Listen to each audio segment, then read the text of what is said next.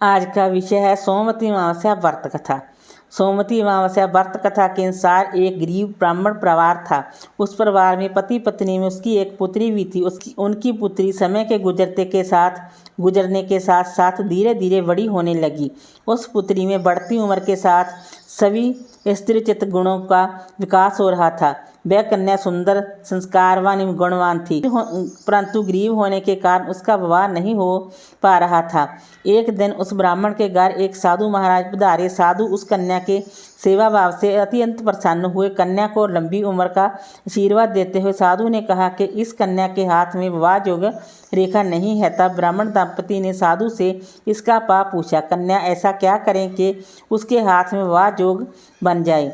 साधु महाराज ने कुछ देर विचार करने के पश्चात अपनी अंतर्दृष्टि में ध्यान करके बताया कि कुछ ही दूरी पर एक गांव में सोना नाम की एक दोबन महिला अपने बेटे और बहू के साथ रहती है, जो बहुत ही आचार विचार एवं संस्कार संपन्न पति परायण है। यदि ये कन्या उस दोबन की सेवा करे, वह महिला इसकी शादी में अपने मांग का सिंदूर लगा दे तथा उसके बाद इस कन्या का विवाह हो जाए तो इस कन्या का वैधव्य योग मिट सकता है। साधु ने जब भी बताया कि वह महिला कहीं बाहर आती जाती नहीं है। जिस बात सुनकर ब्राह्मणी ने अपनी बेटी से दोबन की सेवा करने का प्रस्ताव रखा। अगले दिन से ही कन्या सुबह ही उठकर सोना दोबन के घर जाकर साफ सफाई एवं सारे कार्य करके अपने घर वापस आने लगी। एक दिन सोना दोबन अपनी बहू से पूछती है कि तुम तो सुबह ही उठकर सारे काम कर लेती हैं और पता भी नहीं चलता। बहू ने कहा, माँ जी, मैंने तो सोचा कि आप ही सुबह उठकर सारे काम खुद ही ख़त्म कर लेती हैं, मैं तो देर से उठती हूँ। ये सब जानकर दोनों सास बहू घर की निगरानी करने लगी कि कौन है जो सुबह ही घर का सारा काम करके चला जाता है।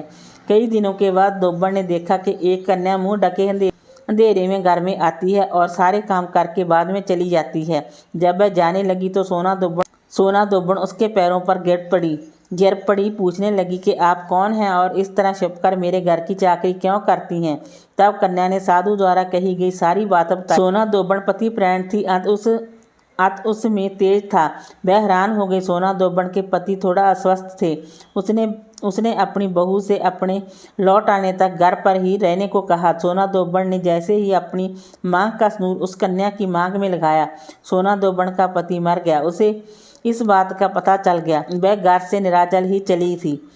यह सोचकर के रास्ते में कहीं पीपल पेड़ मिलेगा तो उसे बमरी देकर और उसकी परिक्रमा करके ही जल ग्रहण करेगी। उस दिन सोमवती अमावस्या थी। ब्राह्मण के घर मिले पुए पकवान की जगह उसने ईंट के टुकड़ों से 108 बार बमरी देकर 108 बार पीपल के पेड़ की परिक्रमा की और बाद में जल ग्रहण किया। ऐसा करते ही उसके पति की मृत शरीर में जान आ गई। दोबन का पति फिर से जीवित हो उठा। वीडियो अच्छी लगी हो तो लाइक कीजिए, शेयर कीजिए, सब्सक्राइब कीजिए। Thanks for watching this video.